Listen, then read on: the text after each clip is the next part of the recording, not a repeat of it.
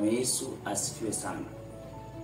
Siku ya leo nataka tujifunze mambo ambayo Mungu anaweza kuyatumia kukusaidia kufanikiwa kama mwana wa Mungu. Kabla hatujaenda ndani, nataka ujue kwamba Mungu anapendezwa na mafanikio yako. Kitabu cha Zaburi 35 mstari wa 27.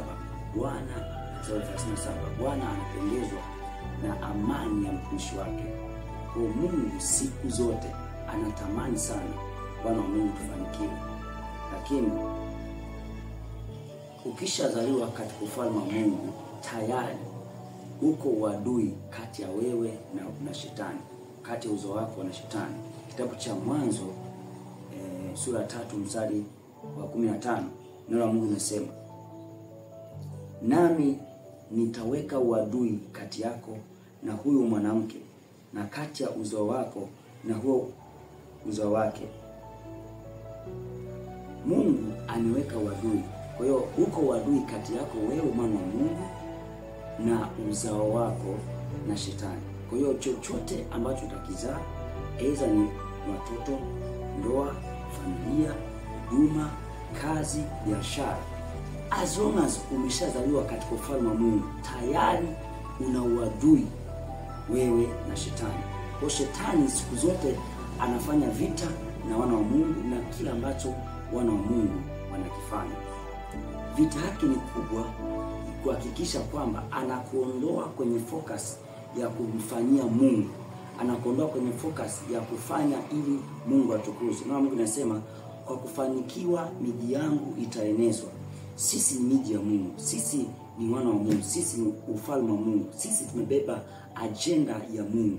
Kwa kufanikiwa kwetu ni kwa ajili ya ufalme wa Mungu. Kwa shetani aidha atataka usifanikiwe kwa ajili ya agenda ya Mungu, au uharibu agenda ya Mungu ufanikiwe kwa namna nyingine ili uweze kumfanikisha agenda zake. Kwa hiyo kama mwana wa Mungu, jambo la kwanza la kuzingatia na kujua kabisa kwenye akili yako, jua kabisa kile unachokifanya unafanya vitu na shetani. Ukizaa kitu unafanya vitu na shetani. Ukitaka kufanikiwa kwenye biashara unafanya vitu na shetani. Kwa hiyo sasa unapaswa kuzingatia, usitoe focus yako kwenye ufalme wa Mungu. Hakikisha unaishi maisha ya kiagano. Hakikisha unafanya kila kitu ndani ya ufalme wa Mungu. Kuishi maisha ya kiagano, unamruhusu Mungu awe na attention na maisha yako. Mungu awe akupe kipaumbele cha wewe kukufanikisha. Yesu alikutana na mtu mmoja ambaye alikuwa mtoto wake alikuwa na mtu ambaye ni mgonjwa. Alipomwelezea kwamba nataka aponywe, Yesu kabla hajachukua hatua ya kwenda kumponya, watu wakamshawishi, akasema huyu mtu anatupenda, analipenda taifa, ametujengea sinagogi. Yesu aliposikia tu amejenga sinagogi, akainuka pale pale, akaanza kuchukua hatua kwenda ili aende akamponya. Kwa hiyo tunaona Yesu anaweka attention kuwahudumia au kuwasikiliza watu ambao focus yao ni kwa ajili ya ufalme wa Mungu.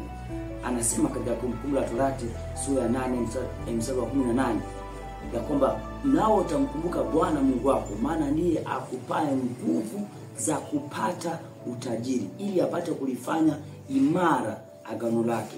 Kwa hiyo Mungu yuko na attention kubwa kumpa mtu nguvu. Kwa Mungu siku zote anamtafuta mtu ambaye yuko tayari kulibeba agano.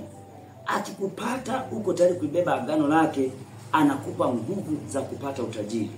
Kwa hiyo kwenye kufanikiwa kwako, hakikisha unaenda kufanya biashara, unaenda kutafuta kazi, unaenda kufanya chochote, hicho unachokifanya kiwe ndani ya ufalme wa Mungu, kiwe kwa ajili ya agano la Mungu, kiwe ni kwa ajili ya kwa ajili ya kusupport agano la Mungu, kwa ajili ya kusupport ufalme wa Mungu. Ukifanya kwa mind ya kuhakikisha kwamba ufalme wa Mungu unasimama, ufalme wa Mungu unaendelea, unamruhusu Mungu kukutumia wewe kama kifaa chake akufanikishe ili agenda zake zifanikiwe. Ni kweli kabisa utapigwa vita, ni kweli kabisa utakutana na resistance, lakini as long as utasimama na Mungu, utasimama kwenye agano la Mungu, utasimama kwa kuomba, kusema kumtafuta Mungu, kutembea katika upako, kutembea katika nguvu za Mungu, ni uhakika kwamba wewe utakuwa giant kwenye mafanikio yako. Ni uhakika kwamba wewe kuna Mungu atakutumia, atakufanikisha kwa nguvu kubwa na utaona mafanikio ya kweli. Ukiamua kutenganisha mambo yako na Mungu, kwamba wewe una biashara zako, una maisha yako na mambo yako, alafu Mungu pembeni, ni kuhakikishia ndugu yangu, hii siku zote utabaki chini. Siku zote utakuwa tu mtu wa kawaida, utapata chakula lakini hautaona mafanikio makubwa.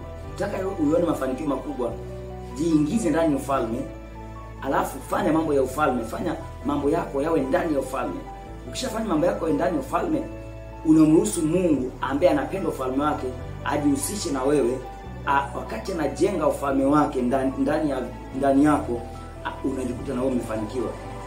Kitabu cha Mathayo sura ya 6:33 neno la Mungu linatuambia, bali utafuteni kwanza ufalme wake na haki yake, na mengine yote mtazidishiwa. Kwa Bwana Yesu anataka tujue kwamba mafanikio yetu, kustawi kwetu, sio kupambana tu, sio kwa ajili tu ya kutumia kanuni. Mafanikio yetu yapo kwenye kujenga ufalme. In fact, sisi hatukuletwa duniani kuja kutafuta tu pesa na mali. Tumeletwa kuja kutafuta kujenga ufalme.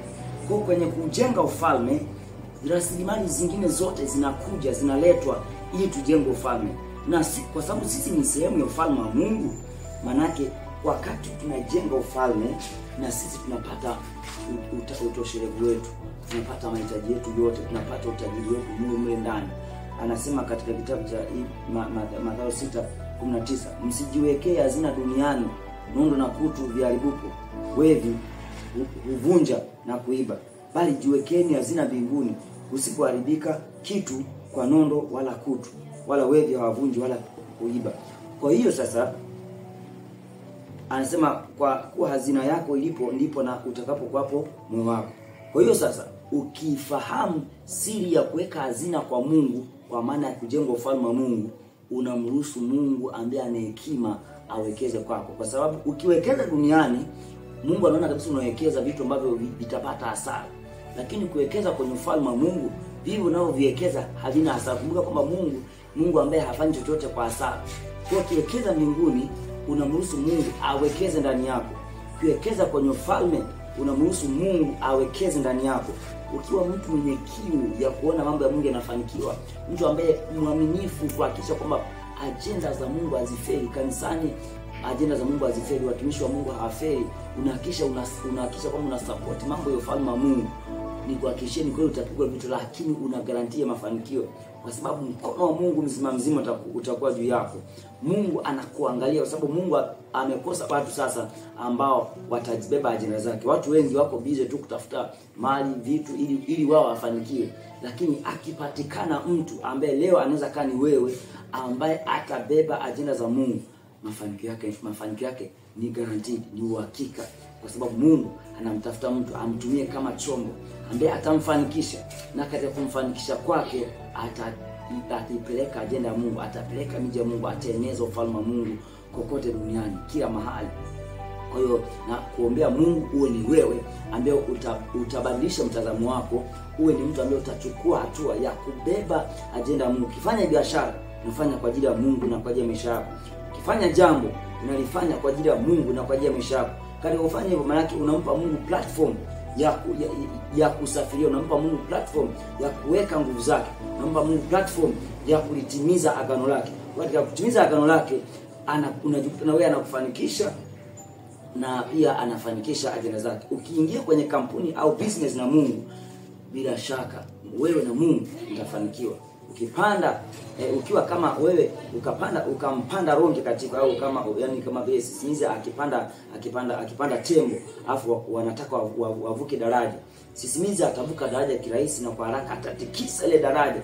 Akitikisa ile daraja, bila shaka na sisimizi atakuwa amevuka. Kwa ukiamua kupandia ajenda za Mungu, mafanikio yako yatakwenda kwa kasi na kwa speed na kwa kiwango kikubwa ambacho hujawahi kukiona. Na mwisho wa siku na wote umefanikiwa, na utaenjoy maisha, utafanikiwa. Na hiyo ndio principle ya Mungu ya kuwafanikisha watoto wake, maisha ya kiagano na Mungu.